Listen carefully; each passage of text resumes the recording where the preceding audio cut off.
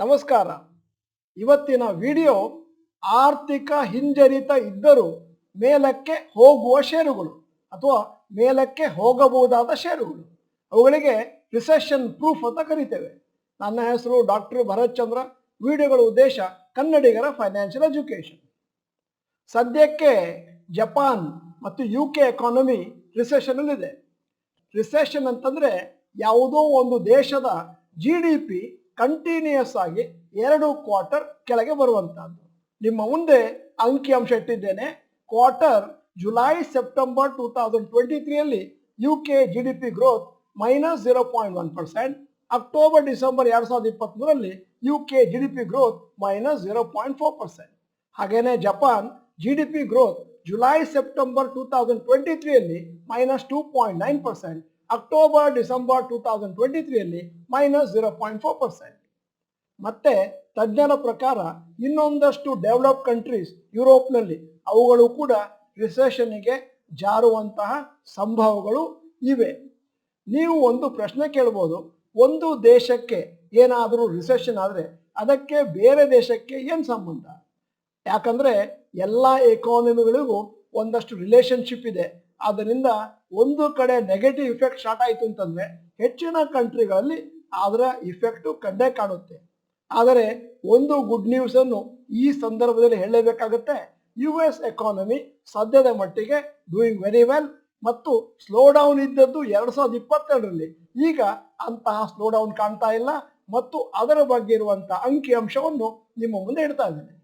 ಜನವರಿ March 2023ರಲ್ಲಿ US GDP growth 2.2%, April June 2023ರಲ್ಲಿ 2.1%, July September 2023ರಲ್ಲಿ 4.9%, ಅಕ್ಟೋಬರ್ ಡಿಸೆಂಬರ್ 2023ರಲ್ಲಿ US GDP ಗ್ರೋತ್ 3.3%. ಈಗ ಚೈನಾದ GDP ಗ್ರೋತ್ ಬಗ್ಗೆ ಬರ್ತಾ ಇದ್ದೇನೆ. ಜನವರಿ ಮಾರ್ಚ್ 2023ರಲ್ಲಿ 4.5%, ಏಪ್ರಿಲ್ ಜೂನ್ 2023ರಲ್ಲಿ 6.3%, ಜುಲೈ ಸೆಪ್ಟೆಂಬರ್ 2023ರಲ್ಲಿ ಚೈನಾ GDP 4.9%, ಅಕ್ಟೋಬರ್ ಡಿಸೆಂಬರ್ 2023ರಲ್ಲಿ 5.2%. ಈಗ ಇಂಡಿಯಾದ GDP ಗ್ರೋತ್ ಜನವರಿ ಮಾರ್ಚ್ 2023ರಲ್ಲಿ 6.1%, ಏಪ್ರಿಲ್ ಜೂನ್ 2023ರಲ್ಲಿ 7.8%, ಜುಲೈ ಸೆಪ್ಟೆಂಬರ್ 2023ರಲ್ಲಿ 7.6%, ಅಕ್ಟೋಬರ್ ಡಿಸೆಂಬರ್ 2023 ಸದ್ಯದ ಮಟ್ಟಿಗೆ ಮಾಹಿತಿ ಅವೈಲಬಲ್ ಇಲ್ಲ. ನೀವೇನಾದರೂ ಸೂಕ್ಷ್ಮವಾಗಿ ಗಮನಿಸಿದ್ರೆ US, ಚೈನಾ, ಇಂಡಿಯಾದ GDP ಚೆನ್ನಾಗಿದೆ. ಮತ್ತೆ ಮುಂದಿನ ದಿನಗಳಲ್ಲಿ ಬೇರೆ ಯಾವುದೇ ದೇಶದಲ್ಲೂ ಕೂಡ ರಿಸೆಷನ್ ಬಂದರೆ ನಮ್ಮ ಮೇಲೆ ಇಫೆಕ್ಟ್ ಆಗೋದಿಲ್ಲ ಅನ್ನುವಂಥ ಹೋಪ್ನಲ್ಲಿ ನಾವೆಲ್ಲ ಇದ್ದೇವೆ. ದೇಶದಲ್ಲಿ ಮತ್ತು ಅಂತಾರಾಷ್ಟ್ರೀಯ ಮಟ್ಟದಲ್ಲಿ ಬೇರೆ ಬೇರೆ ದೇಶಗಳಲ್ಲಿ ರಿಸೆಷನ್ ಬರ್ತಾ ಇದ್ದ ಹಾಗೆ ಒಂದಷ್ಟು ಷೇರುಗಳು ಕೆಳಗೆ ಹೋಗಿ ಪ್ರಾರಂಭ ಆಗ್ತವೆ. ಆದರೆ ತಜ್ಞರು ಹೇಳೋದು, ಕೆಲವು ಸೆಕ್ಟರ್ಗಳಿಗೆ ಯಾವ ರಿಸೆಷನ್ ಬಂದರೂ ಅದಕ್ಕೆ ಇಫೆಕ್ಟ್ ಆಗೋದಿಲ್ಲ. ಅವುಗಳಿಗೆ ನಾವು ರಿಸೆಷನ್ ಪ್ರೂಫ್ ಸೆಕ್ಟರ್ಸ್ ಅಂತ ಕರಿತೇವೆ. ಯಾಕಂದರೆ ಅಂತಹ ಸೆಕ್ಟರ್ನಲ್ಲಿರುವಂಥ ಪ್ರಾಡಕ್ಟು ಮತ್ತು ಸರ್ವಿಸನ್ನು ಜನ ಯಾವಾಗಲೂ ಬೈ ಮಾಡೇ ಮಾಡ್ತಾರೆ. ಈಗ ನಾನು ನಿಮ್ಮ ಮುಂದೆ 3 ರಿಸೆಷನ್ ಪ್ರೂಫ್ ಸೆಕ್ಟರ್ಗಳನ್ನು ಇಡ್ತಾ ಇದ್ದೇನೆ. ಮೊದಲನೇದಾಗಿ health care sector. Health care sector ಸಾಮಾನ್ಯವಾಗಿ ಎಫೆಕ್ಟ್ ಆಗೋದೇ ಇಲ್ಲ, economic situation all over the world. ಆದರೂ ಕೂಡ ಹೆಲ್ತ್ ಕೇರ್ ಸೆಕ್ಟರ್ ಮೇಲಕ್ಕೆ ಹೋಗುವಂಥ ಚಾನ್ಸಸ್ ಇದೆ. ಯಾಕಂದರೆ ಹೆಲ್ತ್ ಕೇರ್ ಸೆಕ್ಟರ್ನಲ್ಲಿರುವಂಥ ಪ್ರಾಡಕ್ಟು ಸರ್ವಿಸಸ್ ಅದು ಬಹಳ ರಿಕ್ವೈರ್ಮೆಂಟ್ ಇರುವಂಥದ್ದು. ಜನರಿಗೆ ಇಂಪ್ರೂವ್ಮೆಂಟ್ ಇನ್ ಹೆಲ್ತ್ ಮತ್ತು saving of the health of people.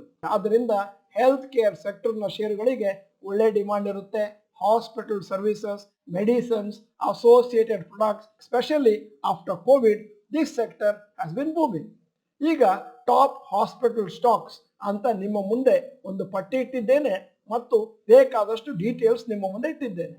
1, Apollo hospital. Current market price 6,780, market cap 97,486 crore, 10 ವರ್ಷ ರಿಟರ್ನ್ಸ್ 22, 5 ವರ್ಷ ರಿಟರ್ನ್ಸ್ 43, 3 ವರ್ಷ returns 32.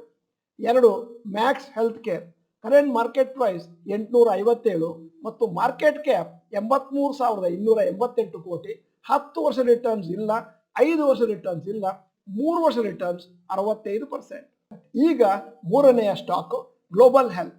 Current market price 1,453, market cap 38,998 ಮತ್ತೆ ಇದು 3 ವರ್ಷಕ್ಕಿಂತ ಕೆಳಗೆ ಬಂದಂಥ share. 4 Fortis health, current market price 444, market cap in crores 33,520, 10 ವರ್ಷದ ರಿಟರ್ನ್ಸ್ 17% CAGR, 5 ವರ್ಷದ್ದು 27 ಮತ್ತು 3 ವರ್ಷದ್ದು 41% ಪರ್ ಆ್ಯನಮ್. 5ನೇದು ನಾರಾಯಣ ಹೃದಯಾಲಯ, ಇವತ್ತಿನ ರೇಟು 1,349, ಮಾರ್ಕೆಟ್ ಕ್ಯಾಪ್ 27,561 ಕೋಟಿ, 10 ವರ್ಷ ಅದು ಎಕ್ಸಿಸ್ಟೆನ್ಸ್ ಅಲ್ಲಿ ಇರಲಿಲ್ಲ, 5 ವರ್ಷ ರಿಟರ್ನ್ಸ್ 47, 3 ವರ್ಷ returns 43. 6 Aster DM health, CMP ಅಂದ್ರೆ current market price 471, market cap 23,512 crore, 10 ವರ್ಷ ಎಕ್ಸಿಸ್ಟೆನ್ಸ್ ಅಲ್ಲಿ ಇರಲಿಲ್ಲ, 5 ವರ್ಷ ರಿಟರ್ನ್ಸ್ 26 ಮತ್ತು 3 ವರ್ಷ ರಿಟರ್ನ್ಸ್ 48. ಫಾರ್ಮಾ ಸ್ಟಾಕು ಕೂಡ ಆಲ್ಮೋಸ್ಟ್ ರಿಸೆಷನ್ ಪ್ರೂಫ್, ಯಾಕಂದ್ರೆ ಮೆಡಿಸಿನ್ಸ್ ಯಾವಾಗಲೂ ಡಿಮಾಂಡ್ ಅಲ್ಲಿ ಇದ್ದೇ ಇರ್ತವೆ. ಆದರೆ ಫಾರ್ಮಾ ಸೆಕ್ಟರ್ ಅಲ್ಲಿ ಒಂದು ವಿಚಾರವನ್ನು ನೆನಪಿಟ್ಕೋಬೇಕು, ಶಾರ್ಟ್ ಟರ್ಮ್ ನಲ್ಲಿ ತುಂಬಾ ಫ್ಲಕ್ಚುಯೇಷನ್ ಇರುತ್ತೆ ಸೇಲ್ಸ್ ಅಲ್ಲಿ, ಲಾಂಗ್ ಟರ್ಮ್ ನಲ್ಲಿ most pharma stocks have done very well. ಈಗ ರಿಸೆಷನ್ ಪ್ರೂಫ್ ಸೆಕ್ಟರ್ ಎರಡನೇದು FMCG ಸೆಕ್ಟರ್. ಪ್ರಪಂಚದಲ್ಲಿ ಎಷ್ಟೇ ಸ್ಲೋ ಡೌನ್ ಆದರೂ ಎಕಾನಮಿಯಲ್ಲಿ ಜನ tooth brush tooth paste by ಮಾಡ್ತಾರೆ, ಮತ್ತೆ ವಾಷಿಂಗ್ ಸೋಪ್ಸ್ ತಗೊಳ್ತಾರೆ, ಈಟಿಂಗ್ ಬೇಸಿಕ್ ಫುಡ್ ಐಟಮ್ಸ್ ತಗೊಳ್ತಾರೆ. ಆದ್ದರಿಂದ FMCG ಸೆಕ್ಟರ್ನ ಎವರ್ ಗ್ರೀನ್ ಸೆಕ್ಟರ್ ಅಂತಲೂ ಕರೀತಾರೆ. FMCG ಸೆಕ್ಟರ್ನಲ್ಲಿ ಯಾವ ಥರದ ಗುಡ್ಸ್ ಇದೆ ಅಂತಂದ್ರೆ ಟೂತ್ ಪೇಸ್ಟ್, ಡಿಟರ್ಜೆಂಟ್ಸ್, ಸೋಪ್ಸ್, ಆಟಾ, ಬಿಸ್ಕೆಟ್ಸ್, ಬ್ರೆಡ್, ಹ್ಯಾಂಡ್ ವಾಶ್ ಇತ್ಯಾದಿ. ತಜ್ಞರ ಪ್ರಕಾರ ಎಲ್ಲ ಕಡೆ ರಿಸೆಷನ್ ಇದ್ರೂ ಕೂಡ, ಎಕನಾಮಿಕ್ ಸ್ಲೋ ಡೌನ್ ಆದರೂ ಕೂಡ FMCG ಸೆಕ್ಟರ್ ಮೇಲೆ ಮಿನಿಮಮ್ ಇಂಪ್ಯಾಕ್ಟ್ ಇರುತ್ತೆ. ಯಾಕಂದ್ರೆ ಭಾರತದಲ್ಲಿ ಒಂದು ದೊಡ್ಡ ಪಾಪ್ಯುಲೇಷನ್ ಇದೆ. ನೀವು ಯಾವುದೇ ಸರ್ವಿಸ್ ಕೊಟ್ಟರು, ಯಾವುದೇ ಪ್ರಾಡಕ್ಟ್ ಅನ್ನು ಮ್ಯಾನುಫ್ಯಾಕ್ಚರ್ ಮಾಡಿದ್ರು, ಯಾವುದೇ ಪ್ರಾಡಕ್ಟ್ ಅನ್ನು ನೀವು ಸೇಲ್ ಮಾಡಿದ್ರು ಅದನ್ನು ಬೈ ಮಾಡಲಿಕ್ಕೆ ಸಾವಿರಾರು ಸಂಖ್ಯೆಯಲ್ಲಿ ಜನ ಇದ್ದಾರೆ. ಡೊಮೆಸ್ಟಿಕಲಿ ಅಂದ್ರೆ ನಮ್ಮ ದೇಶದಲ್ಲೇ, ಅದೇನು ಫಾರಿನ್ಗೆ ಎಕ್ಸ್ಪೋರ್ಟ್ ಆಗ್ಬೇಕಂತಲೂ ಇಲ್ಲ. ಯಾವ ಕಂಪನಿಯ ಗೂಡ್ಸು ಚೆನ್ನಾಗಿ ಮ್ಯಾನುಫ್ಯಾಕ್ಚರ್ ಮಾಡ್ತಾರೆ ಮತ್ತೆ ಬೇರೆ ಬೇರೆ ಪ್ರಾಡಕ್ಟ್ಗಳನ್ನು ಮಾಡ್ತಾರೆ ಅಂತಹ ಕಂಪನಿಯ ಶೇರುಗಳನ್ನು ತಗೊಂಡ್ರೆ ನಿಮಗೆ ಪ್ರಾಫಿಟ್ ಅಂತೂ ಗ್ಯಾರಂಟಿ.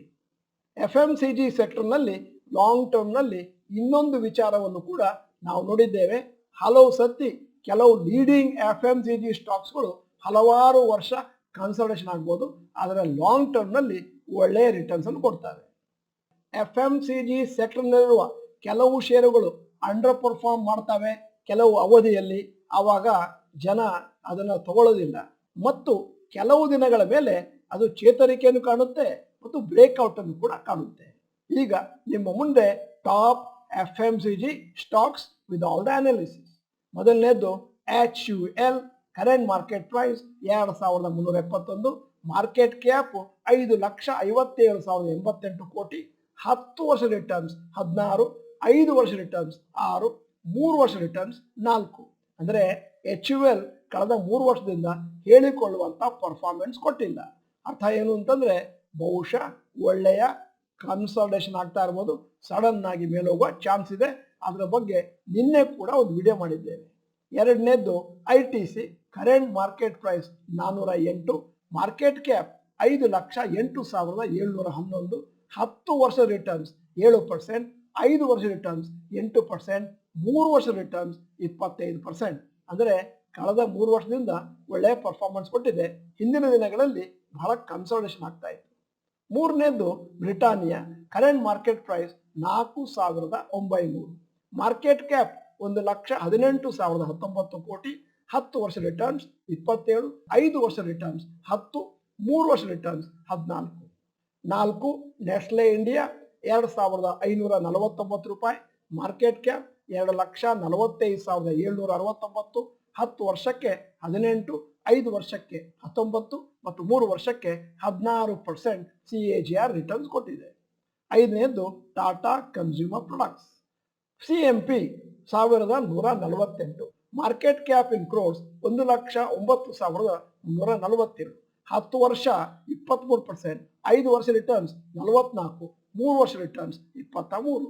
ಆರನೇದು Godrej consumer, current market price 1,247 ರೂಪಾಯಿ, ಮಾರ್ಕೆಟ್ ಕ್ಯಾಪ್ 1,27,558, 10 ವರ್ಷ ರಿಟರ್ನ್ಸ್ 17, 5 ವರ್ಷ ರಿಟರ್ನ್ಸ್ 13, 3 ವರ್ಷ ರಿಟರ್ನ್ಸ್ 21%. ಮೂರನೆಯ ಸೆಕ್ಟರ್ಗೆ ಬರ್ತಾ ಇದ್ದೇನೆ, alcohol and cigarette sector. Alcohol ಅನ್ನುವಂಥದ್ದು ಎವರ್ಗ್ರೀನ್. ಯಾಕಂತಂದ್ರೆ ಸಂತೋಷವಾಗಿರುವಾಗಲೂ ಜನ ಆಲ್ಕೋಹಾಲ್ ಕುಡಿತಾರೆ ಮತ್ತು ಬೇಸರ ಆದಾಗಲೂ, ಡಿಪ್ರೆಷನ್ ಆದಾಗಲೂ ಕೂಡ ಆಲ್ಕೋಹಾಲ್ ಕುಡಿತಾರೆ. ಅದೇ ರೀತಿ ಸ್ಮೋಕಿಂಗ್ ಕೂಡ. ಆದ್ದರಿಂದ ದೇಶದ ಜನರಲ್ ಇಕಾನಮಿಕ್ ಸಿಚುವೇಶನ್ ಹೇಗಿದ್ರೂ ಕೂಡ ಜನ ಆಲ್ಕೋಹಾಲ್ ಕುಡಿತಾರೆ. ಆಲ್ಕೋಹಾಲಿಕ್ ಮ್ಯಾನುಫ್ಯಾಕ್ಚರಿಂಗ್ ಕಂಪನಿಗಳಿಗೆ ಒಳ್ಳೆ ಸೇಲ್ ಇದೆ, ಸಿಗರೇಟ್ ಕಂಪನಿಗಳಿಗೆ ಒಳ್ಳೆ ಸೇಲ್ ಇದೆ. ನೀವು ಭಾರತದ ಅಂಕಿ ಅಂಶಗಳನ್ನು ತಗೊಂಡ್ರೆ ಆಲ್ಕೋಹಾಲ್ ಮತ್ತು ಸ್ಮೋಕರ್ಸ್ ನಂಬರ್ ಪ್ರತಿ ವರ್ಷ ಮೇಲೆ ಹೋಗ್ತಾ ಇದೆ, ಕಡಿಮೆ ಆಗ್ತಾ ಇಲ್ಲ. ಹಾಗೇನೆ ಇನ್ನೊಂದು ವಿಚಾರ, ಆಲ್ಕೋಹಾಲ್ ಅನ್ನು ಕುಡಿಯುವವರಿಗೆ, ಸಿಗರೇಟ್ ಸ್ಮೋಕಿಂಗ್ ಅವರಿಗೆ ಒಂದು ತರ ಅಡಿಕ್ಷನ್ ಸ್ಟಾರ್ಟ್ ಆಗುತ್ತೆ. ಮತ್ತೆ ನಮ್ಮ ಆರೋಗ್ಯದ ಮೇಲೆ ಕೆಟ್ಟ ಪರಿಣಾಮ ಇದ್ರೂ ಕೂಡ ಅದನ್ನು ಅವರು ಮುಂದಿನ ದಿನಗಳಲ್ಲಿ ನಿಲ್ಲಿಸೋದಿಲ್ಲ. ಆದ್ದರಿಂದ ಆಲ್ಕೋಹಾಲ್ ಮ್ಯಾನುಫ್ಯಾಕ್ಚರಿಂಗ್ ಕಂಪನಿಗಳಿಗೂ ಸಿಗರೇಟ್ ಮ್ಯಾನುಫ್ಯಾಕ್ಚರಿಂಗ್ ಕಂಪನಿಗಳಿಗೂ ಒಂದು ತರ ಲಾಯಲ್ ಕಸ್ಟಮರ್ಸ್ ಇದ್ದೇ ಇರ್ತಾರೆ ಮತ್ತು ಅವರ ರಿಟರ್ನ್ಸ್ ಪ್ರತಿ ವರ್ಷ ಮೇಲಕ್ಕೆ ಹೋಗುತ್ತೆ. ಈಗ ನಿಮ್ಮ ಮುಂದೆ top alcohol and cigarette stocks list ಅನ್ನು ಇಟ್ಟಿದ್ದೇನೆ ವಿತ್ ಆಲ್ ಡೀಟೇಲ್ಸ್. ಮೊದಲನೇದ್ದು United Spirits. Current market price 1155 ರೂಪಾಯಿ. ಮಾರ್ಕೆಟ್ ಕ್ಯಾಪ್ 84,002 ಕೋಟಿ. 10 ವರ್ಷ 9% ರಿಟರ್ನ್ಸ್, 5 ವರ್ಷಕ್ಕೆ 16%, 3 ವರ್ಷಕ್ಕೆ 28% ರಿಟರ್ನ್ಸ್ ಪರ್ ಆ್ಯನಮ್ CAGR. ಈಗ ಎರಡನೆಯ company United Breweries. Current market price 1726. Market cap 45,645 crore. 10 ವರ್ಷ ರಿಟರ್ನ್ಸ್ 8, 5 ವರ್ಷ ರಿಟರ್ನ್ಸ್ 5, 3 ವರ್ಷ returns 13%. 3 Radico Khaitan. Current market price 1622.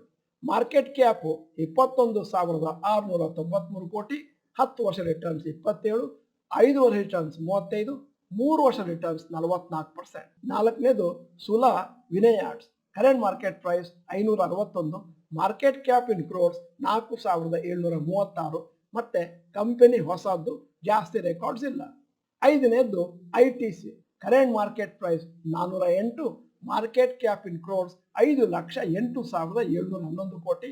10 ವರ್ಷ ರಿಟರ್ನ್ಸ್ 7%, 5 ವರ್ಷ ರಿಟರ್ನ್ಸ್ 8%, 3 ವರ್ಷ ರಿಟರ್ನ್ಸ್ ಜಾಸ್ತಿ ಆಗಿದೆ 25%. ಈಗ top alcohol and cigarette stocks ನಲ್ಲಿ ಆರನೆಯ company Godfrey Phillips. Current market price 2,752. Market cap 14,311 crore. 10 ವರ್ಷ ರಿಟರ್ನ್ಸ್ 14, 5 ವರ್ಷ ರಿಟರ್ನ್ಸ್ 23, 3 ವರ್ಷ ರಿಟರ್ನ್ಸ್ 43%. ವಿಡಿಯೋದ ಕೊನೆಯಲ್ಲಿ ನಿಮ್ಮ ಸೈಕಾಲಜಿಗೆ ಸಂಬಂಧಪಟ್ಟ ಹಾಗೆ ಒಂದು ಪ್ರಶ್ನೆ ಕೇಳ್ತೇನೆ. ಸಾಮಾನ್ಯವಾಗಿ ಜನ ಸಿಗರೇಟ್ ಮತ್ತು ಆಲ್ಕೋಹಾಲ್ ಕಂಪನಿಗಳಿಗೆ ಇನ್ವೆಸ್ಟ್ ಮಾಡಲಿಕ್ಕೆ ಒಂದು ತರದ ಬೇಸರವನ್ನು ವ್ಯಕ್ತಪಡಿಸ್ತಾರೆ. ನಿಮಗೂ ಕೂಡ ಹಾಗೆ ಇದೆಯಾ ಅಂತ ಕೇಳ್ತಾ ಇದ್ದೇನೆ. ಎಸ್ ಅಥವಾ ನೋ ಅಂತ ಟೈಪ್ ಮಾಡಿ. ನೀವು ಡಾಕ್ಟರ್ ಭರತ್ ಚಂದ್ರ ಇನ್ಸ್ಟಿಟ್ಯೂಟ್ ಕನ್ನಡ ಚಾನಲ್ ಮೆಂಬರ್ ಅಲ್ಲ ಅಂತಂದ್ರೆ ಇದೀಗ ಸಮಯ. ಸಬ್ಸ್ಕ್ರಿಪ್ಷನ್ ಬಟನ್, ಬೆಲ್ ಐಕಾನ್ ಒತ್ತಿ. ವಿಡಿಯೋ ಚೆನ್ನಾಗಿದ್ರೆ ಲೈಕ್ ಬಟನ್ ಒತ್ತೋದನ್ನು ಮರಿಬೇಡಿ. ವಿಡಿಯೋನ ನಿಮ್ಮ ಎಲ್ಲಾ ಸ್ನೇಹಿತರಿಗೂ ಫಾರ್ವರ್ಡ್ ಮಾಡಿ. ನಾವು ನಿಸ್ವಾರ್ಥತೆಯಿಂದ ಈ ವಿಡಿಯೋನ ನಿಮಗಾಗಿ ಮಾಡ್ತಾ ಇದ್ದೇವೆ. ದಯವಿಟ್ಟು ಎಲ್ಲರಿಗೂ ಫಾರ್ವರ್ಡ್ ಮಾಡಿದ್ರೆ ನಮಗೆ ಎನ್ಕರೇಜ್ಮೆಂಟ್ ಕೊಟ್ಟ ಹಾಗಾಗುತ್ತೆ. ವಿಡಿಯೋನ ಸಂಪೂರ್ಣವಾಗಿ ನೋಡಿದ್ದಕ್ಕೆ ಧನ್ಯವಾದಗಳು. ನಮಸ್ಕಾರ.